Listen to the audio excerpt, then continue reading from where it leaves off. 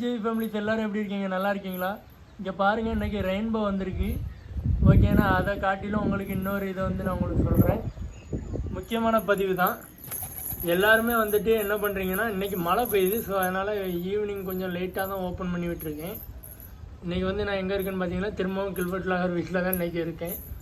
So வந்துட்டு என்னென்னா, ஒரு முக்கியமான விஷயம் உங்கள்கிட்ட நான் சொல்லணும். புறா வளர்க்குற நண்பர்கள் வந்து தயவு செய்து நைட்டு ஒருக்கா உங்களுடைய கூடை வந்து விசிட் பண்ணுங்கள். அதாவது ஓரளவுக்கு பெரிய கூடெலாம் வச்சுருப்பீங்களா, அவங்க எல்லாருமே கொஞ்சம் உள்ளே போய் லைட்டை போட்டுட்டு அப்போ வந்து விசிட் பண்ணி பாருங்கள். ஏன் சொல்கிறேன்னு கேட்டிங்கன்னா, அவங்க வந்துட்டு அந்த டைமில் வந்து ரொம்ப அமைதியாக இருப்பாங்க.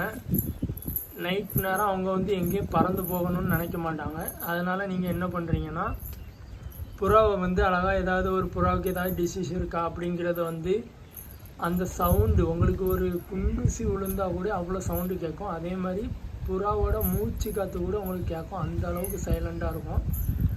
அப்போது நீங்கள் அது வந்து ஃபீவர் வரும்போது ஒரு மாதிரி கெருன்னு சவுண்டு கேட்கும். ஸோ அந்த மாதிரிலாம் சவுண்டு வந்துச்சுன்னா அதுக்கு ஃபீவர் இருக்குன்னு அர்த்தம். நெக்ஸ்ட்டு இன்னொன்று என்னென்னு பார்த்துக்கிட்டிங்கன்னா, உங்களுக்கு வந்துட்டு அது நைட் நேரம் வந்து ரொம்ப டிஸ்டர்பன்ஸ் ஆகி பறக்கக்கு ட்ரை பண்ணாது. ஸோ அப்போ நீங்கள் கையில் வச்சுட்டு கூட புறாவை வந்து அழகாக நீங்கள் பார்த்துக்கலாம். என்னென்ன ப்ராப்ளம் இருக்குது புறாவுக்கு அப்படிங்கிறத நோட்டீஸ் பண்ணிடலாம். ஸோ அதே மாதிரி உங்கள் கேஜில் பூனையும் அவ்வளோ சீக்கிரத்தில் பக்கத்தில் வராது நைட் டைமு. ஸோ அதனால் கேர்ஃபுல்லாக வந்து மெயின்டைன் பண்ணி பார்த்துக்கோங்க. ஓகே, இதோட இந்த வீடியோவை வந்து என் பண்ணிக்கிறேன். Love you, bye bye, tata.